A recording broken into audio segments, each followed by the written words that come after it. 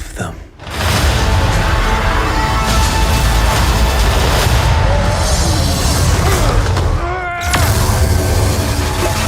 Salut tout le monde, je suis Geoffrey et je suis avec Simon Rio. On n'est pas d'accord et pour une fois c'est toi le méchant parce qu'on a vu le nouveau film de Marvel, Les Éternels. Tu as trouvé que c'était un peu une merde et moi j'ai trouvé que c'était plutôt vraiment bien. Et vas-y, défends-toi, je t'en prie. Donc, commençons doucement. Déjà, comment c'est que ce qui nous sépare, c'est comment on a ressenti le film, l'émotion.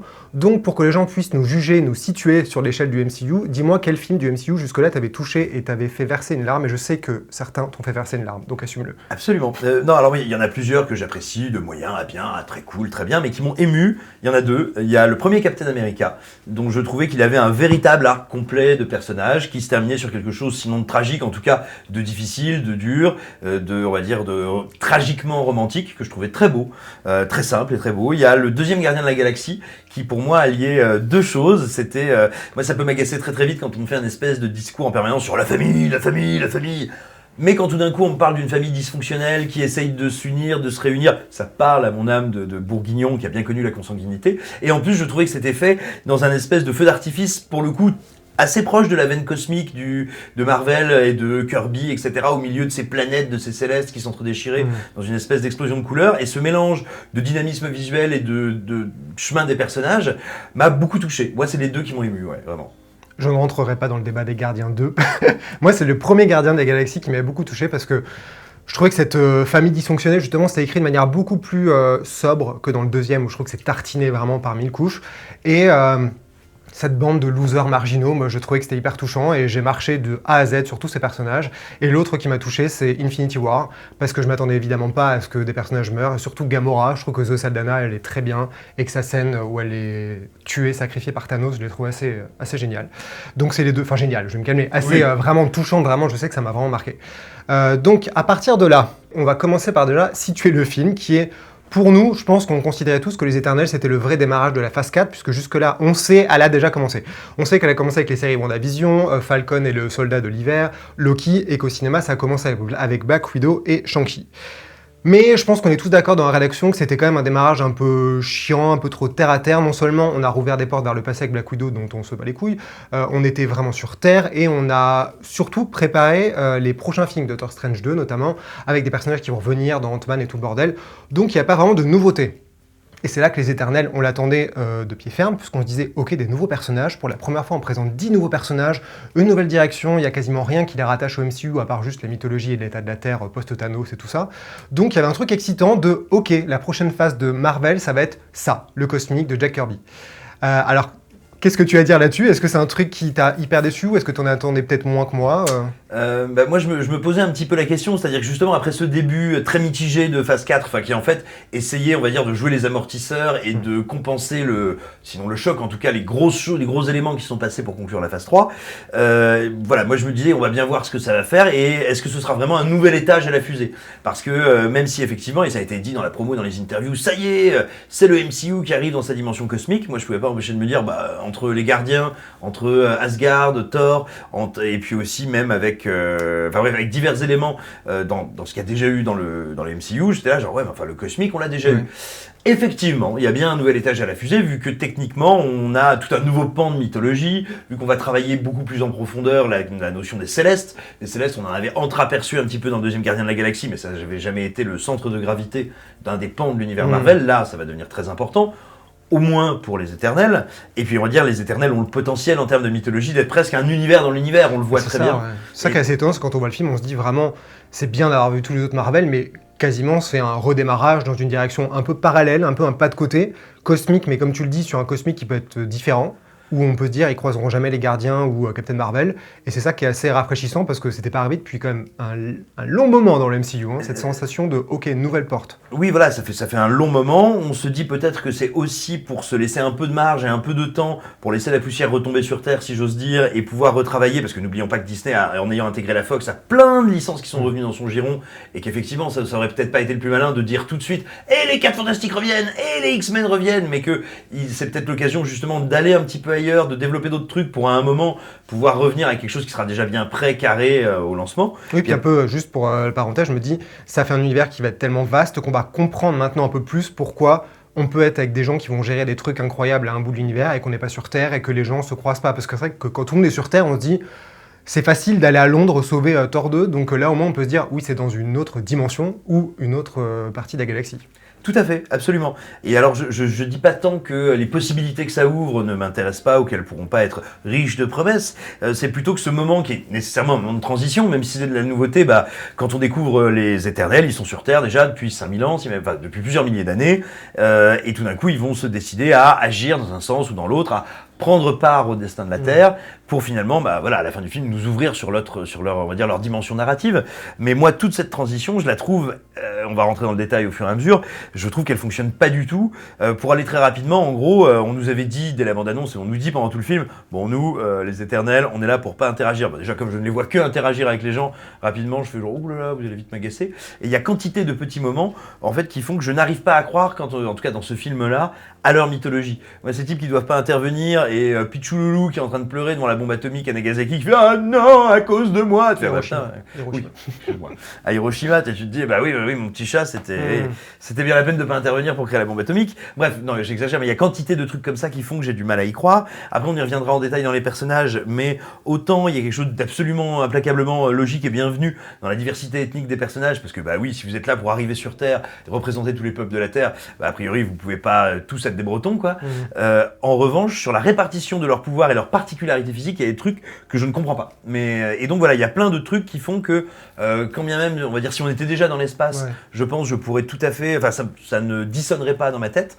Là, quand je les vois sur Terre, je fais, mais vous êtes des pieds nickelés, vous n'êtes pas des super-héros. Je pense qu'il y a un truc important là-dedans, c'est... à mon avis, c'est le côté candide de l'aventure et des personnages. C'est pour ça qu'on revient sur l'émotion. C'est que ce que tu dis sur Hiroshima, alors c'est clairement pas une scène que je trouve très réussie. J'étais un peu gêné quand je l'ai vue parce que j'avais envie d'aimer quand même ce qui se passait. Mais j'ai l'impression que ce qui a marché sur moi, c'est le caractère hyper candide de ces gens qui sont en fait des grands gamins surpuissants, qui ont des pouvoirs immenses, mais qui ont en gros une figure paternelle qui leur dit attention, ne les utilise pas.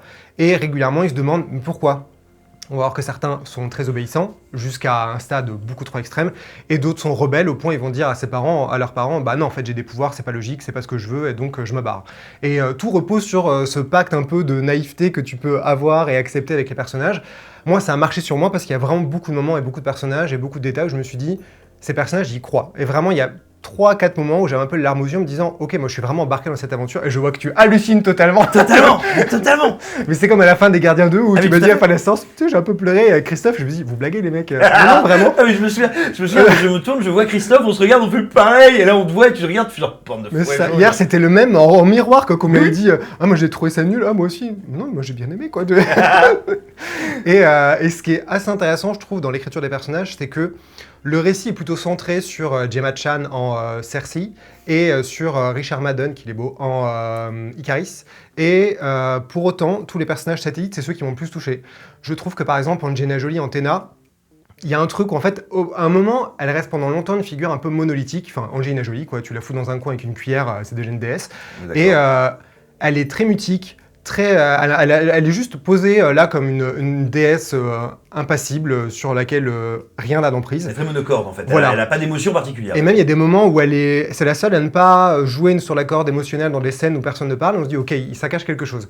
Et il y a un moment dans le scénario où quelque chose vrille, on se dit ok, sa guerre interne, son conflit c'est ça, c'est la seule à avoir ça, et on sent que du coup il y a vraiment un truc qui peut littéralement péter dans sa tête et qui peut en faire quelqu'un de très problématique dans l'équipe, mais comme à peu près tout le monde à un moment ou à un autre. Et je trouve qu'après, donc, elle se lie d'amitié avec un autre personnage de l'équipe. Et régulièrement, c'est un peu un duo qui va revenir avec quelque chose de platonique et de très doux, un peu comme un frère et une sœur, ou peut-être plus, on ne sait pas.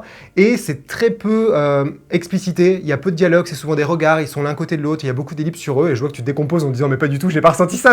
En tout cas, c'est partie des choses qui m'ont beaucoup touché. Il y a vraiment des moments avec elle où je me suis dit, la caméra s'attarde sur des gens, c'est tout con, mais sur des gens qui pleurent, en gros plan. Il n'y a rien autour, c'est juste, à ce moment-là, ce personnage, ça a beau être un dieu surpuissant, il s'effondre. Et elle, c'est une des premières à s'effondrer, il y en aura d'autres par la suite. Et moi, ça m'a vraiment, c'est un peu bête à dire, mais ça m'a bouleversé ces moments-là. Je me suis dit, ok, je marche totalement. Et là, je me suis dit, c'est fou parce que sa perruque, c'est ridicule, ils sont beaucoup trop bien coiffés. Tout m'indique kitsch, je n'y crois pas. Et pour autant, je marche.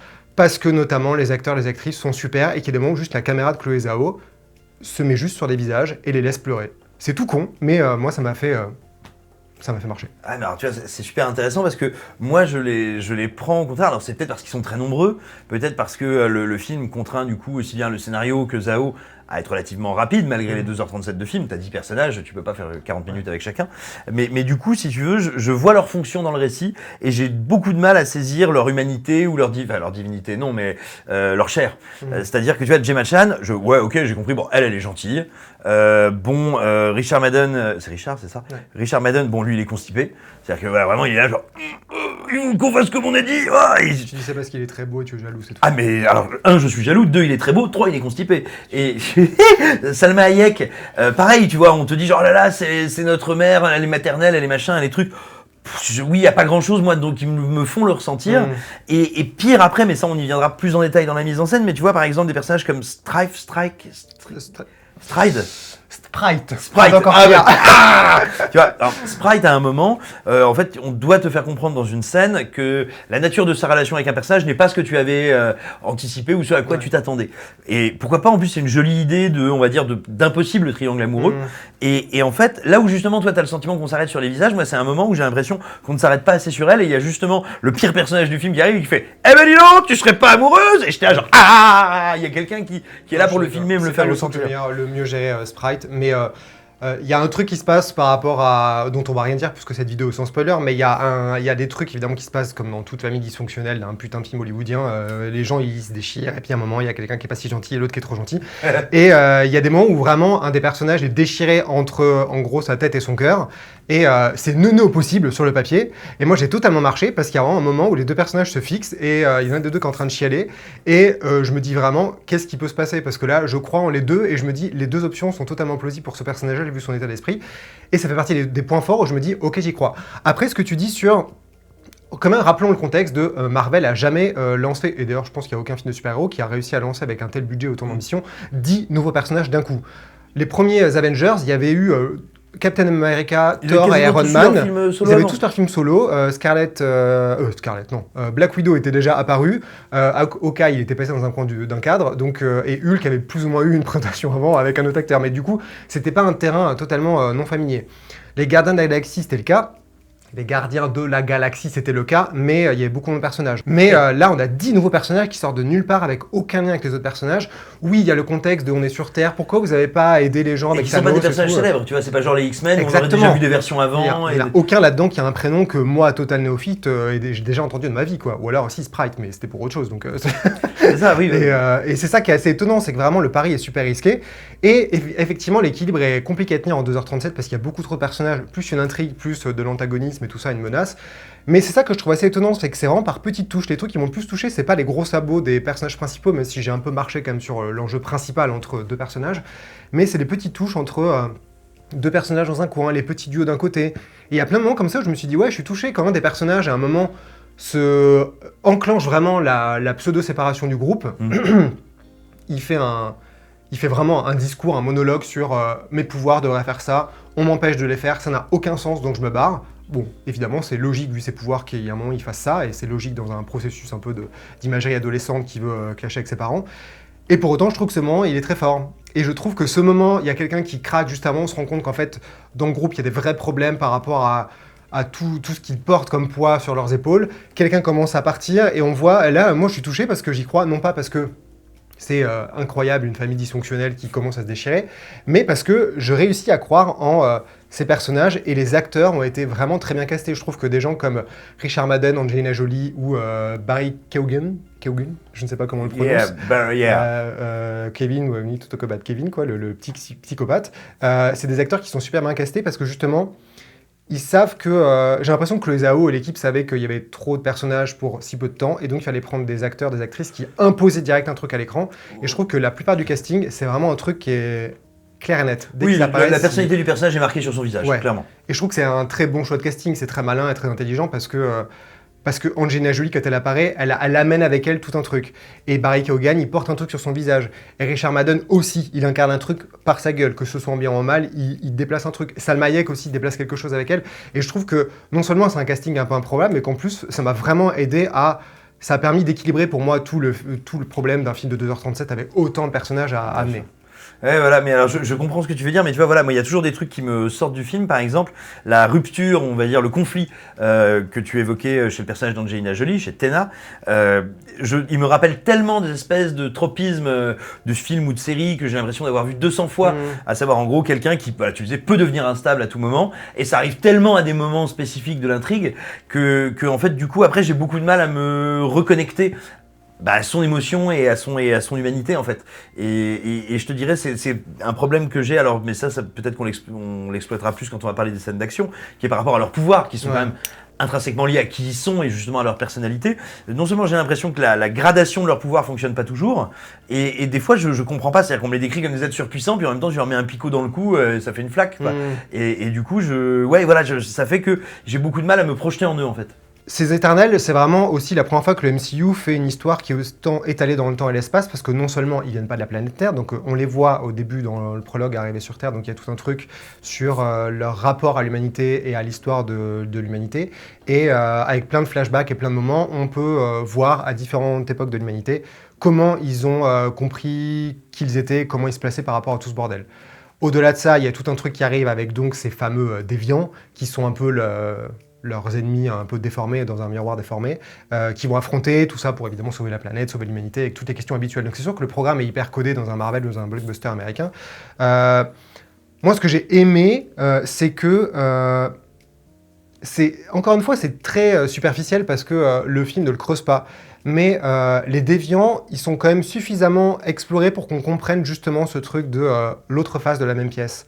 Il y a une ou deux scènes, c'est écrit de manière très simple, donc ça va avec le côté candide du film pour moi, mais je me dis, j'ai quasiment de l'empathie. Alors évidemment, c'est ce que tous les blockbusters veulent faire, on doit avoir de l'empathie pour l'antagoniste. Mais là, ça a plutôt marché sur moi parce que c'est une forme un peu abstraite et qu'on comprend qu'ils sont tous sortis du même moule et qu'il y a un truc un peu de on est tous victimes de la même machinerie, de la même tragédie. On essaie juste de trouver un moyen de s'en échapper tous les deux, mais on n'est pas des vrais ennemis et juste on est des pions sur... On est un peu victime du système. Voilà, c'est très neuneux et c'est très simple, et dans la réalité, dans le film, c'est traité de cette manière, mais ça a permis pour moi de pas juste faire un combat trop manichéen, sachant qu'en plus que plusieurs autres menaces sortent en plus de cette menace initiale, qui font qu'en fait les cartes sont rebattues, et on se dit ok, en fait il y a plus de complications que ça, évidemment. Encore une fois, c'est pas nouveau. Quiconque a vu un film du MCU notamment, ce truc-là a été joué plusieurs fois. Je vais pas dire lesquels films parce que sinon ça va spoiler, mais ces cartes, ces jokers et ces twists ont déjà été joués plusieurs fois. Et de manière très médiocre dans plusieurs films que je vais vraiment me retirer de citer. Mais pour moi, dans celui-là, ça marche. Et encore une fois, j'ai l'impression que ça marche parce qu'il y a un truc de pureté, de naïveté qui fait que j'ai marché avec ces gens qui sortent de nulle part. Peut-être parce que c'est pas des humains et que du coup, il y a ce côté, comme je disais, de grands gosses dans des corps de Dieu. Mais pourquoi ça n'a pas marché sur toi et pourquoi tu n'as pas de cœur ? Alors pourquoi j'ai pas de cœur ? Ça, c'est dû à une opération qui s'est mal passée. C'est compliqué. Mais...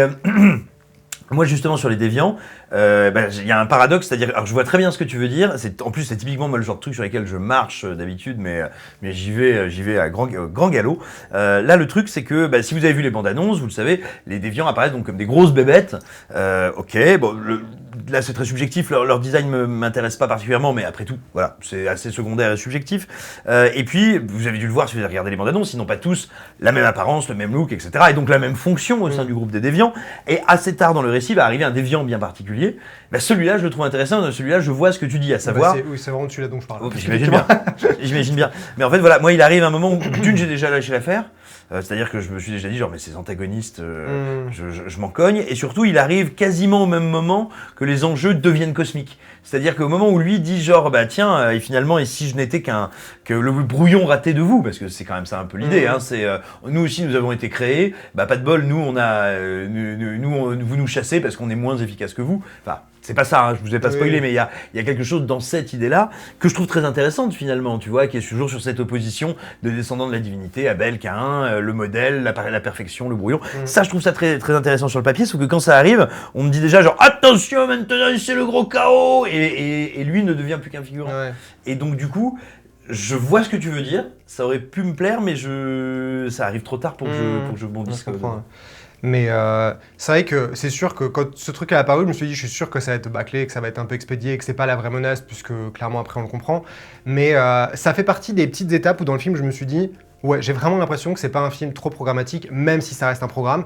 Il y a suffisamment de petites touches et souvent c'était des trucs vraiment anodins, des petits plans, des moments où juste un personnage regarde l'autre, où quelque chose se passe et ça se passe dans un silence, où quelqu'un se met à pleurer, mais d'une manière que je trouve pas du tout. En fait, la dernière fois que quelqu'un m'a donné cette émotion dans le MCU, c'était dans Endgame, dans la seule scène que je trouve un peu humaine, quand Scarlett Johansson, elle bouffe son sandwich peanut butter là, avec Chris Evans dans un bureau dégueulasse, enfin de merde, un décor inintéressant possible.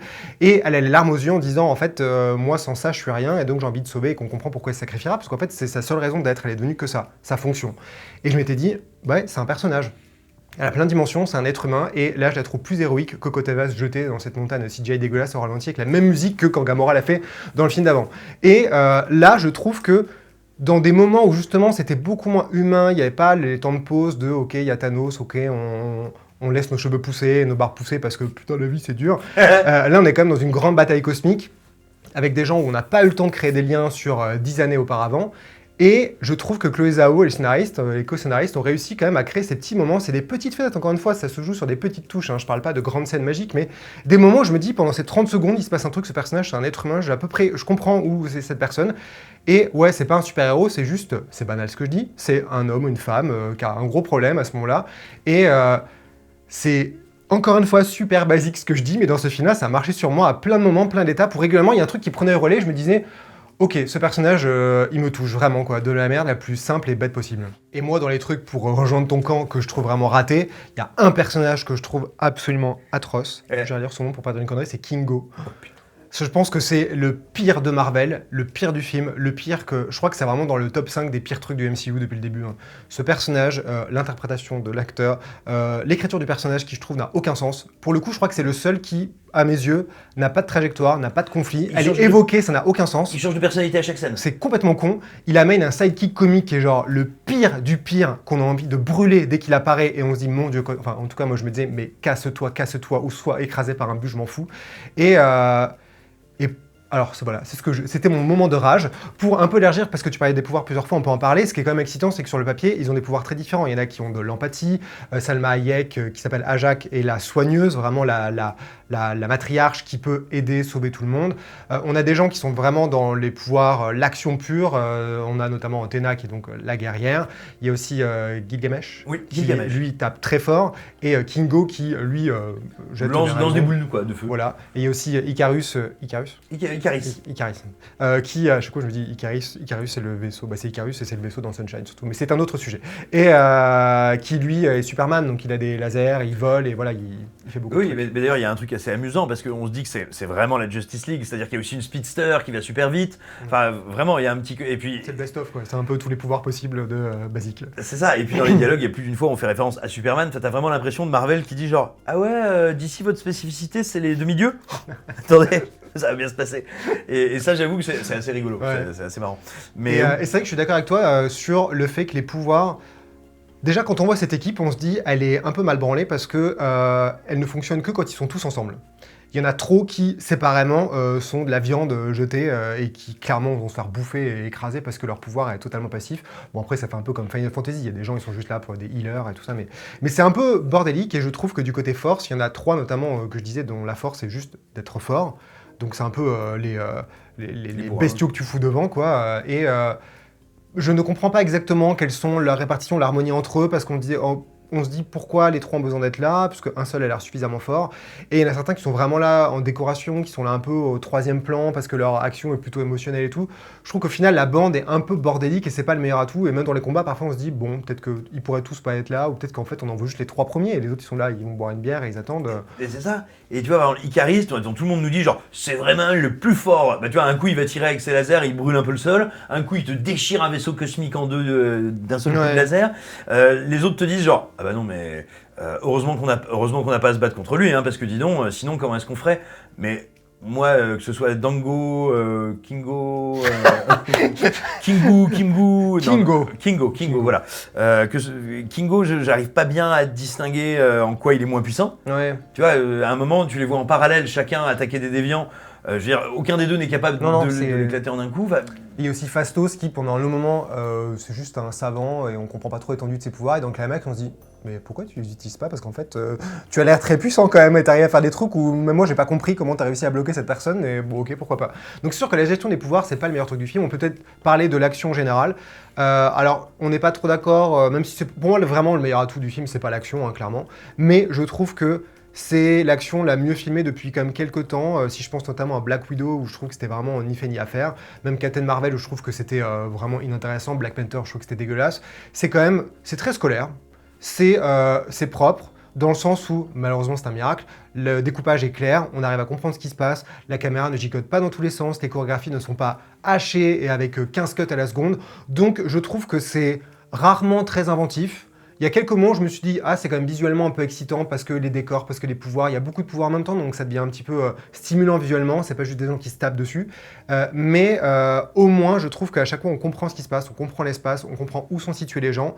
On arrive à les situer les uns par rapport aux autres, pourtant il y a beaucoup de personnages et il y a beaucoup de bordel avec tous les pouvoirs qui sont à l'écran, mais je trouve que rien que ça, malheureusement, il faut le saluer, puisque en fait, c'est pas si fréquent. Il y a un savoir-faire, quoi. Même, Mais oui, bah alors en fait, moi je me retrouve avec un truc qui m'a particulièrement frustré, c'est que je me retrouve avec le problème inverse de beaucoup de Marvel, où je trouve que les chorégraphies sont très cool. Par exemple, moi je parle souvent, j'aime bien me moquer d'un film que je déteste, qui s'appelle The Winter Soldier, dans lequel il y a de superbes chorégraphies qui sont filmées et montées, à mon sens, en dépit du bon sens. Mais là, j'ai l'impression que c'est l'inverse. C'est-à-dire que tu as raison, je trouve que c'est plutôt très correctement filmé. Je comprends tout ce qui se passe, comme tu l'as dit, c'est bien géré dans l'espace. Il y a même pas décoré justement. Les plans sont lisibles, ça a des fois un peu d'ampleur. Mais en fait, ce qui se déroule sous mes yeux m'excite suffisamment peu pour que, pareil, je rentre pas dedans. Après, je suis d'accord avec toi sur ce que tu dis sur la lisibilité du film, c'est clair. Ça n'a rien à voir, effectivement, avec un Black Widow qui était très problématique, mais pour moi, on est encore très très loin de ce que Shang-Chi, pour moi, pouvait être en termes, je dirais, de juste équilibre entre, malgré des effets souvent déficients, de la vraie chorégraphie et du découpage. Le rendu des effets spéciaux aussi, c'était une grande question, puisque ce film-là, pour le coup, je n'étais pas très rassuré par le peu de promos que j'ai vu, les images qu'on a vues. Je trouvais que la photo était un peu fade. La promo était pas très engageante. C'est un peu dommage parce qu'en revoyant les images et après avoir vu le film, je me suis dit, ils ont un peu foiré la promo parce qu'il y a quand même des trucs un peu plus excitants, plus lisibles que ce qu'ils ont mis. Les visuels sont... les déviants sont pas dégueulasses, je trouve, globalement. Techniquement, ça va. Hein. Ouais, c'est ça qui est assez étonnant, c'est que dans la promo, j'ai l'impression que ça allait vraiment être moche. Peut-être qu'ils étaient évidemment pas peaufinés. Dans le film, j'ai l'impression qu'il y a un peu... C'est plutôt harmonieux. C'est bizarre parce que pour autant, ces trucs-là sont complètement CGI et il y a des moments où on se dit à peu près, bon, évidemment, on se doute qu'il y a plein de CGI cachés, puisque même dans Black Widow, quand ils sont assis, il y a un bar, il y a tout en CGI sauf leur table, donc ça n'a aucun sens, mais bon, c'est un autre sujet. Mais globalement, je trouve que ça rend à peu près tout crédible. Et comme ces personnages ont quelque chose en eux qui est totalement de l'ordre d'un imaginaire fou, ils ont des costumes qui sont à peu près plausibles, mais il y a régulièrement des petites touches sur leur visage, sur leurs costumes qui rappellent qu'on est dans un environnement totalement faux, totalement fictif, totalement de SF, de fantasy. Je trouve que du coup, ça crée un univers avec ces déviants auxquels je crois, parce qu'en fait, rien n'est dans le béton, rien n'est dans le paysage urbain, et ça, c'est le gros truc qui m'a plu visuellement, c'est que, honnêtement, je crois que c'est le premier Marvel, le MCU, qui et dans des environnements aussi ouverts, avec des horizons aussi dégagés, peu importe qu'ils soient réels, fond vert, je m'en fous, parce que moi j'y ai cru la plupart du temps. Et encore une fois, et dans Mad Max Fury Road aussi, il y avait des fonds verts et des trucs incrustés, donc le problème n'est pas les effets visuels, c'est comment on y croit et comment juste le travail technique et l'illusion est tenu. Et je trouve que là, vraiment, j'ai l'impression que à part Londres au début du film, qui est un Marvel classique. Mais c'est très bref, là pour le coup, moi ça ne dérange pas, c'est 10 minutes. Hein, on trouve un personnage là qui s'en extrait très vite, c'est pas un problème. Et après, le film passe son temps à courir en avant, aller dans les extérieurs, c'est toujours des paysages qu'on a à peu près jamais vus dans le MCU. Et alors c'est peut-être ça la patte de Close Out qu'on sent dans le film, on en reparlera après, mais je trouve que du coup il y a vraiment un vent de fraîcheur, visuellement ça ne ressemble à rien, le climax n'est pas dans un centre-ville, il n'y a pas des boutiques, pas des vitres, il n'y a pas des buildings qui explosent, c'est quelque chose de nouveau, c'est dans la nature, et j'ai l'impression que c'est la première fois qu'on voit la planète Terre dans le MCU. C'est la première fois qu'on voit la planète au-delà de Londres, ou alors un plan vite fait en Corée, ou des trucs où la mer, en pleine mer, enfin tu vois, ou dans la nuit noire, on voit rien, un parking et tout. Là, genre, on voit des déserts, on voit des forêts, on voit des glaces, on voit la glace, on voit des océans, on voit des îles, on voit plein de choses. Et ça donne l'impression, pour le coup, c'est là que ça marche sur les Éternels, c'est la planète entière qui est en danger, c'est l'enjeu de toute leur mythologie, et à l'image, c'est vraiment ce qui est filmé. Alors moi, dans l'intention, je suis absolument d'accord avec toi. Pareil comme toi, ce qui compte, c'est est-ce qu'on arrive à faire une belle illusion, qu'elle soit faite sur fond vert, avec des maquettes en stop motion ou en décor naturel. Pareil, il n'y a pas de question de principe du tout de mon côté. En revanche, et c'est peut-être ce qui nous amènera après à Chloé Zhao, j'ai l'impression qu'en fait là, il y a un problème entre l'intention et la philosophie du cinéma de Chloé Zhao et peut-être la technique, la manière dont est fabriqué le film. Par exemple, Zhao, sur ses 3 premiers films, Les chansons que mes frères m'ont apprises, The Rider et Nomadland, elle a bossé avec Richards, le même chef opérateur. Et en gros, ce qu'ils font, ils travaillent donc légèrement sous ex, en désaturant un petit peu. En gros, c'est-à-dire qu'ils vont capter moins de lumière qu'il n'y en a. Ils sont dans des extérieurs très lumineux, ils prennent moins de lumière qu'on va dire que la caméra n'en recevrait naturellement. Éventuellement, ils compensent un tout petit peu avec un tout petit peu de néon et de kinoflow, mais à peine. Et en fait, ça donne cette image très spécifique qui est faussement terne. C'est-à-dire qu'on peut en avoir l'impression qu'elle l'est. Et en fait, quand on rentre dans le film, on se rend compte qu'il y a une infinité de nuances, qu'on est sur des tons plus pastels, enfin voilà, mais qui est une image très très intéressante, très particulière, beaucoup moins commune que ce qu'on pourrait croire en voyant les bandes annonces. Et là, je sais pas si c'est le fait d'avoir eu beaucoup de fonds verts, si c'est le fait d'avoir travaillé avec déjà un autre chef-op, je crois que c'est qui Ben. En plus, Ben Simon.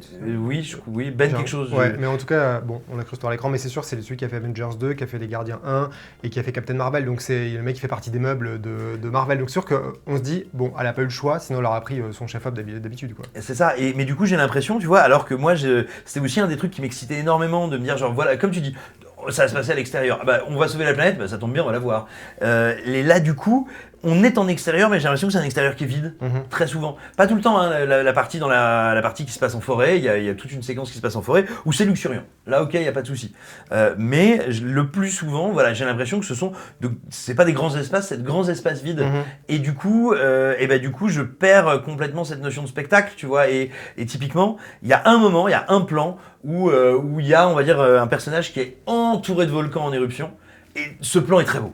Ce plan est très beau et là je me dis ah voilà, là vous me faites du spectacle avec la nature. Mais par exemple que ce soit Richard Madden en Mésopotamie qui regarde à l'infini dans le désert, que ce soit avant ça justement où je me dis genre ah oui, vous êtes allé en Islande, vous avez attendu que la neige fonde quoi. Il y a beaucoup de moments où à mon grand regret, j'ai l'impression que c'est super, ils sont pas allés filmer dans une ville grise et pleine, et ils ont réussi à aller filmer dans une nature grise et vide. C'est marrant parce que je pense que c'est pour ça aussi, peut-être qu'on n'est pas toujours d'accord sur Denis Villeneuve, c'est que moi ça me touche pas mal cette épure des horizons dégagés qui je trouve est un vrai choix et pas un truc par défaut ou... Enfin, je pense que c'est pas comme ça que tu veux le dire, mais... Oui, en tout cas, c'est un truc avec lequel qui ne parle pas du tout. Et alors que moi, je me dis, j'aime bien ce sentiment de vide, et je trouve que ça marche très bien avec ces personnages qui sont des concepts, des trucs vraiment très purs de dieux qui arrivent sur une planète Terre et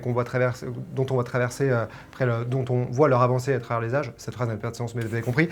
Mais je trouve qu'à chaque fois, ça marche bien parce qu'on est justement sur un truc d'abstraction c'est quasiment la nature, mère nature avec un grand N, parce que c'est genre, voilà l'océan, voilà la forêt, voilà la glace, et jusqu'au climax où c'est genre, voilà le volcan, waouh, ok. Et il y en a plusieurs comme tu dis, mais c'est un sacré bordel, et j'ai l'impression qu'on voit tous les éléments se déchaîner à un moment ou à un autre, et quasiment, ça manque d'une tempête à un moment, ou de pluie, de choses comme ça, mais il y a un peu cette idée de revenir, et même dans les matières, jusque-là, MCU, ça a toujours été des vitres, des buildings, du béton, du fer, et là, c'est de la pierre, de la terre, du sable, de la roche, de l'eau, et c'est neuneux, parce que c'est, encore une fois, c'est un des sujets du film, mais je me suis dit, c'est fou parce qu'on en arrive à ce stade où je me dis waouh, le MCU, Marvel, un blockbuster comme ça, revient à filmer juste des gens sur du sable. Et ça marche avec le sujet, ça marche avec ce moment d'ampleur dramatique, et ça marche avec visuellement l'excitation qu'on va avoir, parce que le cosmos se rattache plus à le désert et l'eau, les océans, qu'à New York, ou je sais pas, la énième fois qu'ils vont filmer à Détroit ou Chicago, quoi. Maintenant, on arrive à la vraie question, c'est est-ce que c'est un film qui ressemble pas au précédent du MCU, puisque, comme on l'a déjà dit, Chloé Zhao, elle a eu un Oscar, elle vient du cinéma indépendant, c'est pas la première fois que le MCU fait ça, mais vraiment, il y avait un peu l'espoir que là, ça allait être un film différent. C'est l'espoir qu'il y a quasiment sur tous les films, mais là, il semblait un peu plus plausible. Est-ce que pour toi c'est le cas? Est-ce que ce film ressemble à un Marvel classique avec une toute petite touche de différence mais qui est négligeable, ou est-ce qu'il y a vraiment un truc différent dû à Chloé Zhao? Mais pour moi non, c'est-à-dire que je vois là où il y a une espérance de greffe, je vois là où le film aimerait tenter de l'être, mais j'ai le sentiment que c'est en permanence ou étouffé par l'énorme dispositif Marvel, ou alors tout simplement, et c'est peut-être ça la clé à mon sens du problème, c'est que le style de Chloé Zhao n'est pas du tout compatible avec ce type de récit. Moi j'aime beaucoup ce qu'elle fait Chloé Zhao, c'est pas une critique contre elle dans l'absolu, au contraire, je trouve que c'est une cinéaste très intéressante, mais il suffit pas de se dire, je crois, tiens, prenons un ou une cinéaste d'auteur pour le mettre dans du grand divertissement. Il y a des auteurs qui vont avec le divertissement, un McTiernan, un Cameron, enfin bref, il y en a plein. Il y a des auteurs qui travaillent autrement le cinéma, c'est pas grave, c'est ni mieux ni pire, mais je ne pense pas que le style de Zhao correspondent à du grand divertissement épique. J'ai pu la trouver passionnante, bouleversante, mais là vraiment en fait je trouve que ce qui fait la spécificité de son cinéma est vraiment étouffé par l'ensemble de la mécanique. Moi, c'est marrant parce que pour le coup, je suis pas très touché par le cinéma avec Chloé Zhao. Enfin, Nomadland, je trouve que une moitié du film m'intéressait, mais l'autre moins. Et j'ai pas vu son premier, mais The Rider m'a vraiment pas touché, je suis passé à côté. Donc j'y allais en me disant, je m'en fous. Et je trouve que déjà, on sent dans l'écriture du scénario qu'elle a coécrit que il y a des envies de casser un tout petit peu la formule. Encore une fois, on parle de choses dans le détail, puisque c'est sûr que le MCU est un bloc, il faut faire avec. Donc il ne faut pas espérer que ce film bouleverse la recette, c'est complètement, pour le coup, c'est de la naïveté pure, mais vraiment qui n'est pas possible. Le film respecte tous les codes, et comme on l'a dit, il suffit d'avoir vu tout le MCU pour comprendre ce qui va se passer la plupart du temps, mais dans la narration avec les flashbacks, dans certains événements qui sont beaucoup plus noirs que dans la plupart des films du MCU dont on ne dira rien ici, mais il y a plusieurs moments où je me suis dit, c'est marrant, ça ressemble pas aux autres. Ça veut pas dire que c'est parfait et toujours vraiment bien imbriqué avec le reste, mais je sens les intentions. Et moi, les moments où, tous les moments en fait qui m'ont touché, j'ai l'impression que c'est juste parce qu'il y avait une réalisatrice qui a filmé des acteurs et des actrices, a choisi des acteurs et des actrices, et a décidé à un moment de faire un plan. Et peut-être que parfois c'est juste que le plan, au lieu de durer 15 secondes, il en dure 30. Et elle se rapproche plus du visage. Et il n'y a pas de musique de merde pour surligner l'émotion. Et c'est juste que je me dis, on revient à un truc très simple de tu filmes quelqu'un qui pleure, et c'est par petites touches. J'ai l'impression que c'est des toutes petites touches, et de toutes petites choses qu'elle a rajoutées dans l'énorme machinerie Marvel, où je me dis, je sais pas si, encore une fois, je suis pas attaché à Chloé Zhao, mais je me dis, il y a un regard, comme j'ai senti un regard de James Gunn dans certains films, comme j'ai senti le regard de Joss Whedon dans certains films, les bons qu'il a fait. Et c'est comme ça régulièrement dans l'MCU, je me dis, il n'y a pas une machinerie entière qui est changée, mais il y a quelqu'un qui à un moment se dit, ok, le deal c'est de faire avec ça, mais là et là, il y a un petit trou, bah, c'est là que je vais mettre mon esprit. Donc c'est petit, c'est sûr que la réussite n'est pas flamboyante et ça reste encore une fois une machinerie MCU, mais au moins il y a des petits moments où je me suis dit, ouais, je sens qu'il y a quelque chose. Donc c'est pas un grand oui, mais c'est un petit oui quand même. Hein. Eh bien, vous le voyez, à écran large, nous avons des avis divers, nous avons des films qui nous divisent, et divisent, c'est beaucoup, et ça ne veut rien dire. On espère que cette vidéo, elle vous aura intéressé. Nous, en tout cas, avec Geoffrey, on avait plaisir de constater qu'on pouvait des fois être gentil et méchant, ou méchant et gentil. Et c'est pas toujours moi, le méchant. Absolument. Et Les Éternels, donc, sort en salle le 3 novembre. Ouais. Le 3 novembre, c'est, en tout cas, quoi qu'il en soit, une date dans l'avenir du MCU et dans ses orientations futures. D'ailleurs, on va en parler très bientôt. Arnold et Geoffrey, vous allez en causer dans une vidéo dédiée, non seulement aux spoilers, mais plus globalement à tout ce qu'on peut dire de ce pan de l'univers qui s'ouvre. C'est ça, parce que là, on a mis de côté plein de choses qui feraient des sujets passionnants pour une vidéo de 4h30 environ. Donc, on n'en parle pas du tout. La fin du film et tout ça, les choses que ça annonce qui sont clairement à l'horizon, on va en parler dans une vidéo dédiée avec spoiler qui sortira donc le 3 novembre, comme le film. Et voilà. Dis le mot de la fin, un truc super drôle, fais une blague, parle de Zemmour, dis encore.